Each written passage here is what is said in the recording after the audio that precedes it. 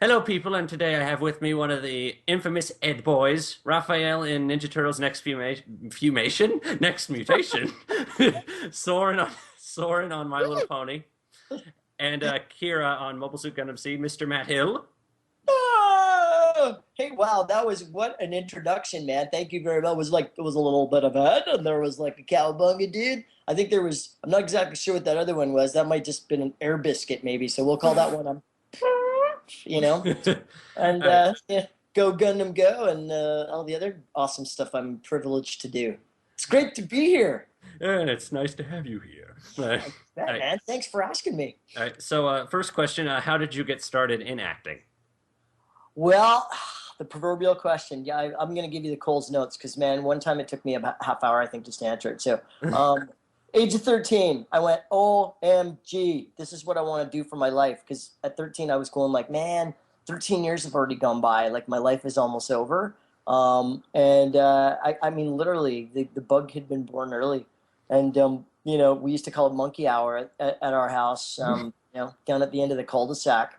When me and the other two lovelies that lived at the other, at the end of our cul-de-sac where I grew up, we literally used to just put on these like rock shows, and I was always like the lead singer, and they were like my doo-wah girls, and I was so lucky. But it kind of just got that fire going, for performing and doing stuff like that. I mean, did I honestly think at that point, that I would do cartoons and and all that for like 25 plus years?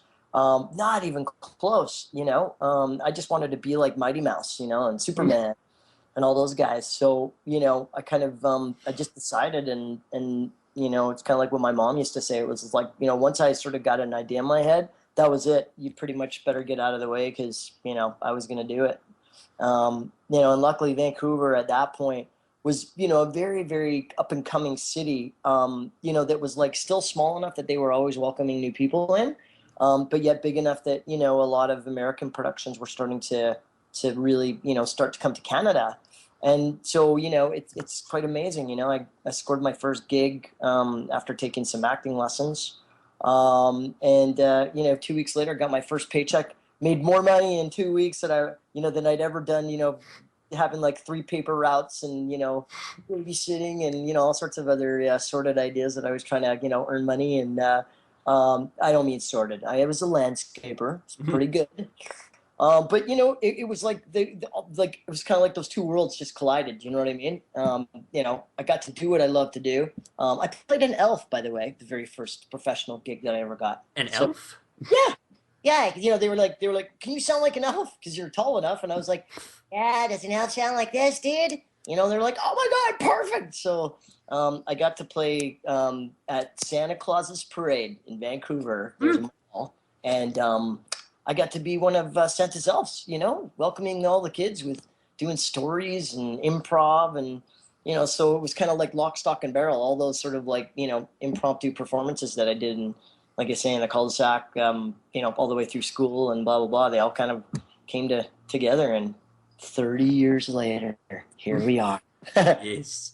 But what was it like when you got your first voice acting job, if you remember? Oh, guys, you never forget the first one. Do you know what I'm saying? Right. It's like, it's seriously, I still get goosebumps. I remember the call, because like I said, my agent, God bless her, Dorothy Boyce, this chain smoking New Yorker, former model, that somehow found her way to Vancouver. And this young guy named Matt Hill comes flying in, and I mean, I'll never forget it. She looks up from her desk. This is when you could still smoke in buildings. Yeah. And I'm like, she's like, what do you want? And I'm like, I'm here to be an actor. And she's like, are you any good?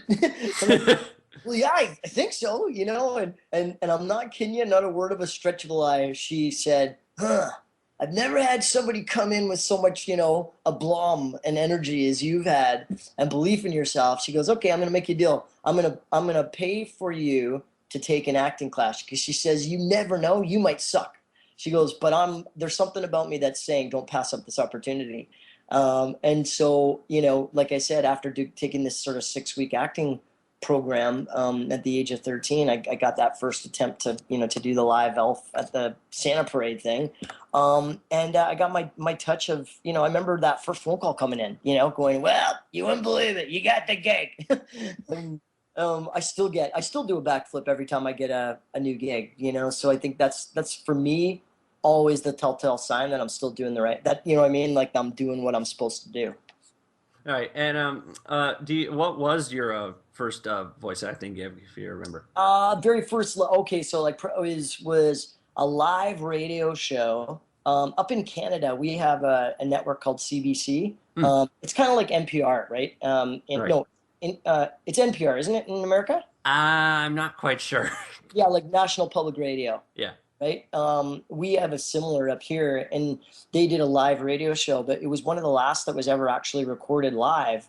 No delay, no nothing. So like, no swear words, no, like if you fribbeted the line, it was going live across the country. And so talk about cutting my teeth very quickly on, these pros that have been doing live radio performance forever. And that lasted for 3 years. Got my union affiliation after 3 episodes, and that kind of jumped me into the world of voice. And about, I guess, maybe about a year later, that's when the first cartoon for me came to town, and that was a show called Captain Nintendo, Hmm, which was for NBC Saturday morning cartoons. hmm.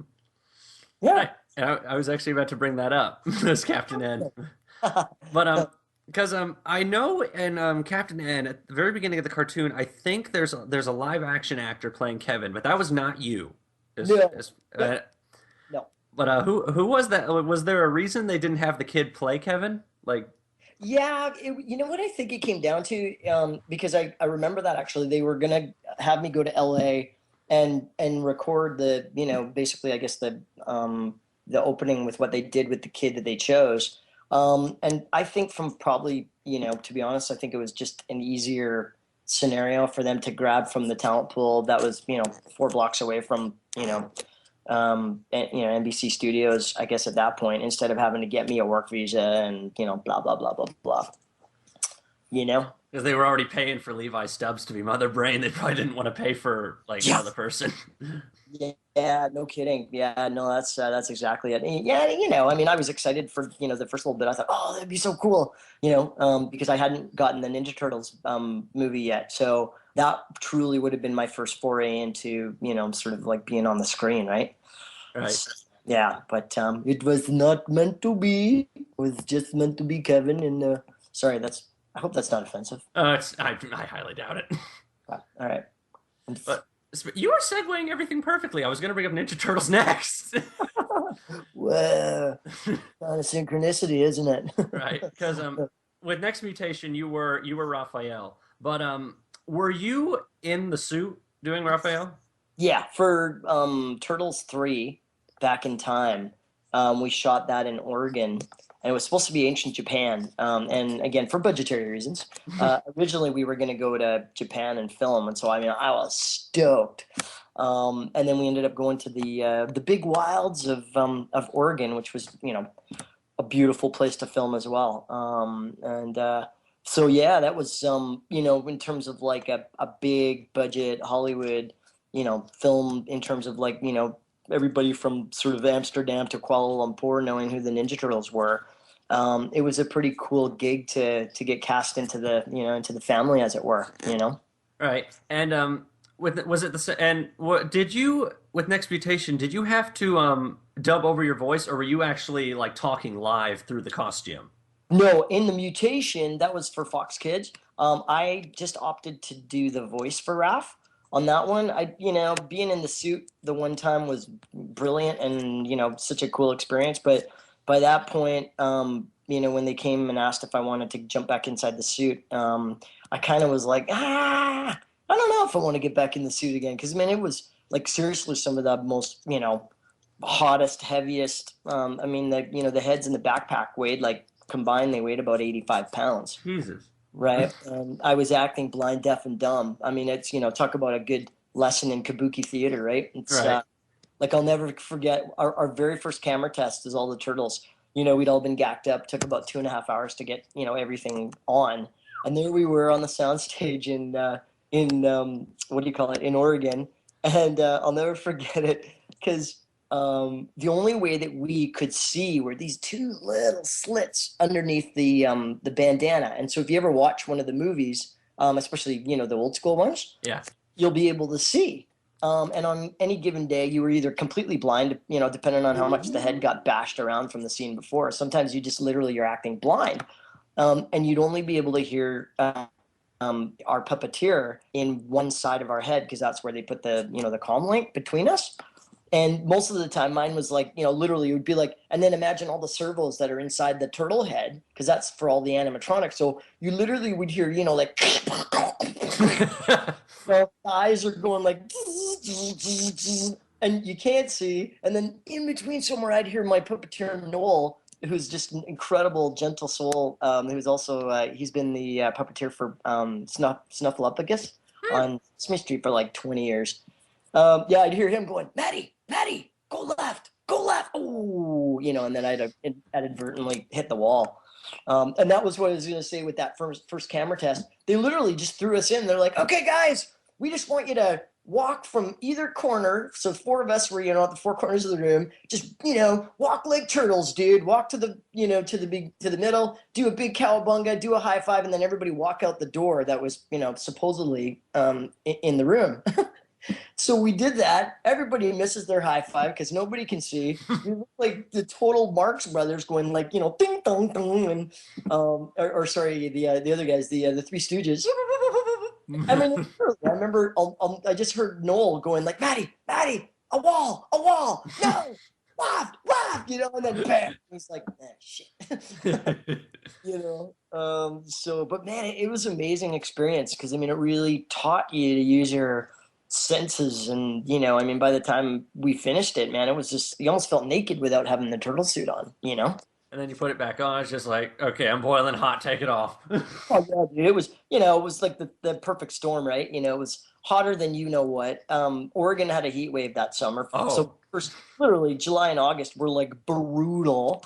We had our only way to cool ourselves off was they'd open up the mouth, between takes, or if we had like a breakdown, and they'd just take the heater out of a hairdryer and they just blow warm air into our face. uh, Yeah, it was. imagine like you take off the mask and like all the sweat pours out like a fishbowl.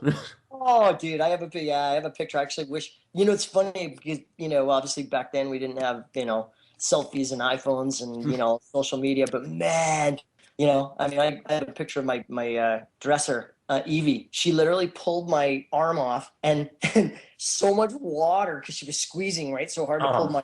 Literally, it was disgusting. Like I was disgusted because I was sweating so much, and she just got totally caked in Oh. sweat. Oh God. So it's, like I said, 4 months was enough for me. So when Fox Kids did their version of it, I was just like, you know what, I'd love to do Raph because for me it was kind of because originally on Turtles 3 there was talk that I might do the voice as well, but then they hired the incredibly talented individual who's also a New Yorker, to do the voice in the movie, and so obviously I'm always I would just want the best person for the role to be part of it, right? Yeah. So for me to get the nod, to be able to do it up here, I was honored to kind of for me just kind of finish it off, complete the picture, Yeah. become one with the wrath. Yeah. But I also saw you were in Shanghai Nights, I believe. That is the one. And did you actually get to work with Jackie Chan and Owen Wilson in that? Yeah, actually, well, Owen wasn't there at that point because where they were sequentially in the movie, I guess he'd already, character had already taken off to London. But I played Jackie's deputy, so Deputy Haas was my name, and he gives me the key to the city because he ends up going off to find, his lady love and Roy, who he had heard had gone on to London, right? So it's kind of at the beginning of the movie, but for me to be able to, literally do scenes with, a screen legend like Mr. Chan was yeah, again, one of these experiences where I was just like going, man, this I'm so blessed. You know, it was yeah, it was just a real honor, because he's just such an amazing artisan. He's super quiet. Except when Owen's around. That's what everyone was saying. It's like him and Owen. It's like what you see on screen. That's how they are. They just pick it up and have another pillow fight. Or another little tit for tat. And so he was a lot quieter with me. But also I realized later was because he literally did all his lines. His The person that he works with would spell all his lines out phonetically in Cantonese, right?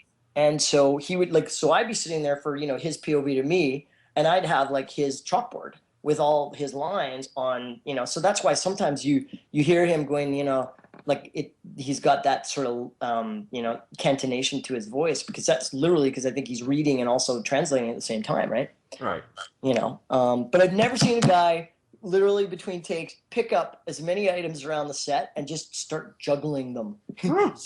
He's amazing. He's just yeah, it was a real cool experience, and like I say, it was a neat thing for me because it turned out to be a sweet little cameo, because it was just me and him, in the four scenes. So I kind of felt like Owen Wilson for, you know what I mean? For Right. it was my 4 days of being sort of like, the main player in that scene with Jackie. And, a crew member came up to me on the last day, and, I thought that was cool because they don't usually give out, they're pretty hard on compliments. And he's like, dude, I've seen a lot of actors come here and come go. And, you went toe to toe with a legend, and man, it was a pleasure to watch you. So I kind of took that as like that was my like, yes, I did my job. Yeah, I'd imagine if I was working with Jackie Chan, I'd probably be doing my scene, but in my head, I'd be going, "Oh my God, Jackie Chan!"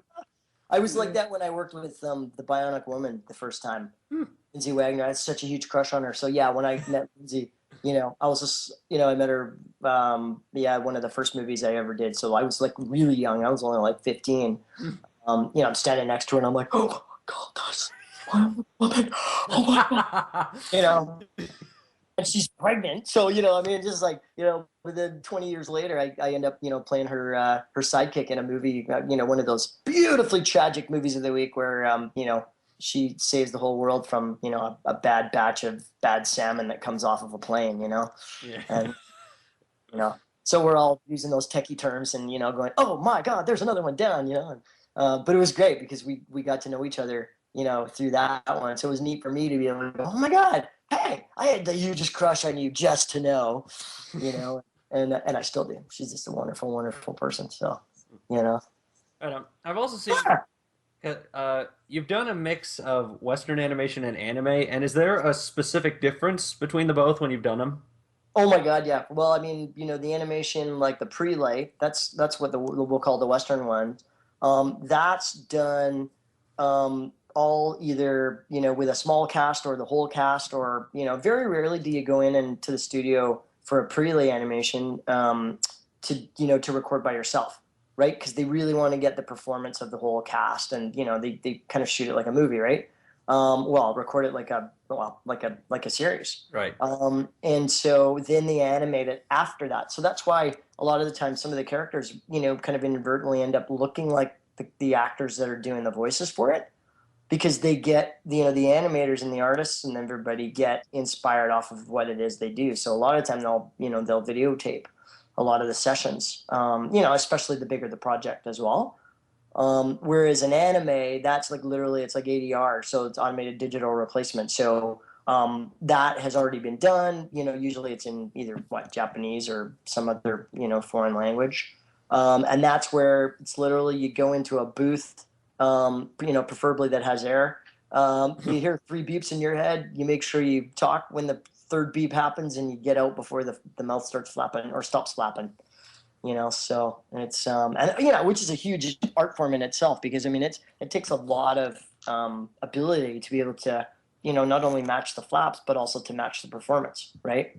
you Yeah. know in some ways doing anime is on some days it's actually harder than doing a prelay, right? Because you don't have as much freedom, Mm. so you become a very skilled technician. Yeah. I don't. All right, so you're also Soarin on My Little Pony. Not a big recurring character, but you've appeared a few times. Yes, I have, And and I just was, yeah, I was just there again just a few months ago. hmm, So, yep, yep. and, Part of Pony Nation, man.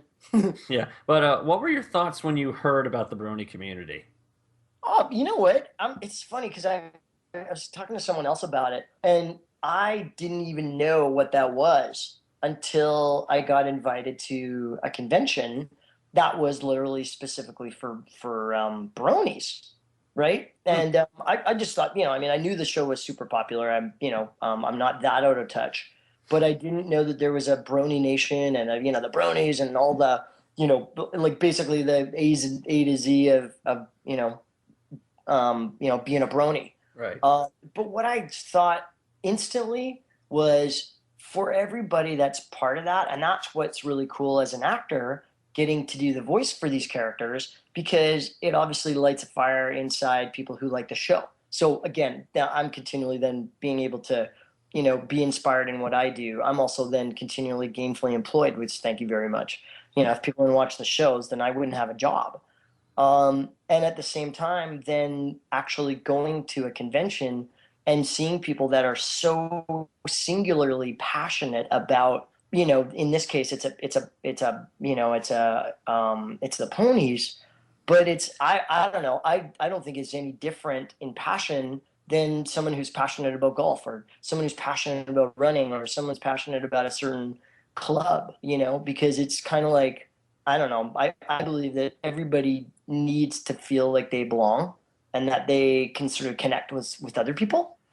Yeah. Um, and so, for me, it was just another, I felt honored to be welcomed as a brony because, again, it was like another club that I wouldn't have known about, but, everybody was like super cool to me and very kind and humble. And just, I could see that it's not about the cartoons. It's about, I think, what it taps inside of them that makes them feel connected. Do you know? Yeah. That's what I think is cool about it. I mean, I don't, to be honest with you, I don't know. I'm, if you quiz me on a whole bunch of different stuff, I would fail miserably in terms of like, I know how I feel when I meet people that I think are cool. And that to me, that's all I ever need. Yeah. Sort of like you guys. All right, and I was curious because I know Tony Sampson was Eddie on Ed, Ed, and Eddie, Uh-huh. and are you still in contact with him since he retired? Yeah, it's interesting you ask because they were trying to do an Ed's, sort of a reunion at a convention last year, and so Tony left the biz about maybe 7 years ago now. Hmm. Well, I guess whenever we wrapped up Ed, Ed and Eddie, so I guess what did that have been like spring of 2008. And he really wanted to have a family and he wanted to have a lot more security. And it's so great because he now works way up in northern Canada. And he's literally that. He's like the owner of like basically his own company. He runs the show. He's making tons of money. He's got an awesome wife. He's got two kids. And I reached out to him, so we've Facebook back and forth a little bit. So it's really cool to see that he made his dream come true as well. Hmm. You know. Because I was curious because I knew he retired and I didn't know if anybody was even still in contact with him. Yeah, yeah, no, it was like I say, because I would have loved to try and get him down to come to this convention because it was like down in where was it? It was like somewhere in like southern Texas and Galveston, that's what it was. And so I mean, we thought, man, if anybody's gonna come out of retirement from that, maybe he might, right? Yeah, But it was not meant to be. yeah, So but I see Sammy all the time, who played Double D, because we're he's one of my bestest mates, yeah, and we continue to work on shows together. We're doing the new season of Pac Man yeah, starting up soon. So he plays a couple of characters. I play the school bully named Skeebo. yeah. And thank you so much for letting me interview you. Oh, absolutely, Michael. Thank you for asking me. It's a pleasure, man. I hope what you end up with gives you a lot. So, and Oh, thank you. yeah, Yeah, no, absolutely. And just thank your fans for listening to you and doing what you do. And thanks for helping me, spread the word and continue to get to do what I do, man. I feel very, very privileged.